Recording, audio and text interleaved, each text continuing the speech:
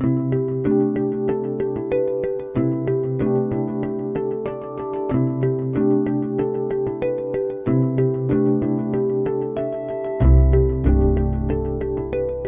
name is Roland Kelts. I'm a half Japanese-American writer, author of Japanamerica, How Japanese Pop Culture Has Invaded the US. And I'm also a lecturer at the University of Tokyo, and I give talks around the country on Japanese popular culture. Well, for me personally, I was a child in Japan. I went to kindergarten, and I discovered giant robots and anime and manga. And when I returned to the United States, I couldn't find those shows. I was gravely disappointed that they had suddenly disappeared from television.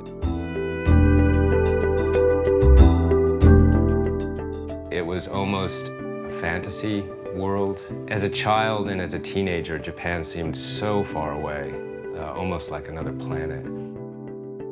It was this other planet that I couldn't really find at home in the US, full of creativity and robots.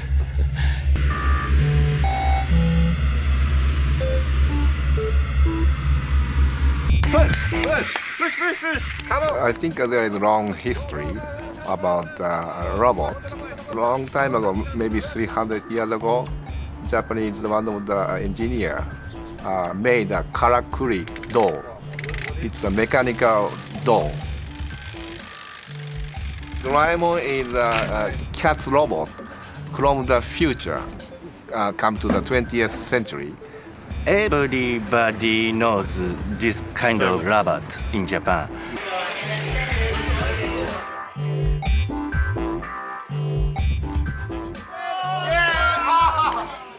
Japanese popular culture is very participatory and interactive. It involves your participation. Even something as seemingly banal as a karaoke, you're not there to just watch somebody. You sing. So there are so many aspects of Japanese popular culture that invite, encourage, or even require participation.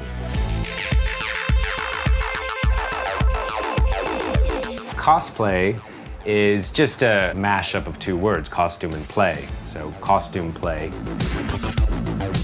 Most hardcore otaku or fans actually create or stitch their own costumes.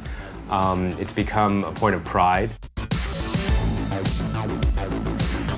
When I'm judging a costume contest, I look for the craftsmanship is paramount. It's the most important thing to me to have excellent sewing, beautiful fit, beautiful tailored garments.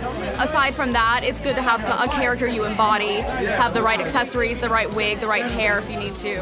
Anything that the costume requires, it's all a package deal. If I worked so hard on it, I might as well enter it. There's no reason not to. All right, and in first place, we have number 24, Ciel Vandeman. It's just exciting. It's really fun to be able to put your heart and soul into a whole package and wear it out and show off what you can do. You feel great. It's a lot of fun. I have a great time. And then suddenly, I think especially because of the internet, you can access this other world. Japanese tourists. To some young American, different norms, a different visual aesthetic, and a different sensibility is very, very attractive. It's a very, very benign form of rebellion against authority because your parents may know nothing about Japanese popular culture.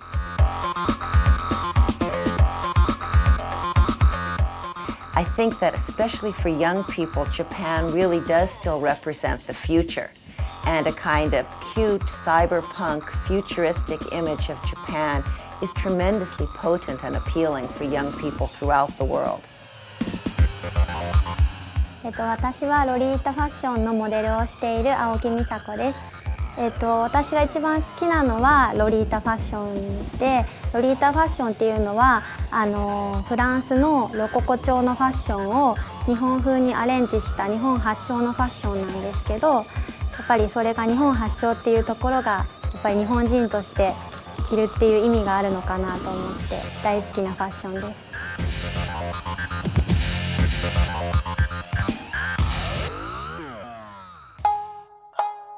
Well, the history of popular culture in Japan obviously dates back centuries, as does the nation itself.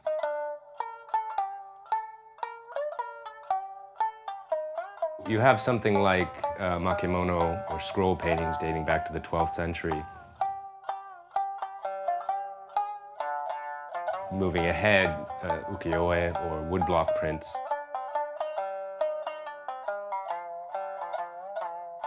A lot of people suggest the roots of manga were in the kamishibai, or the paper storytelling on the streets.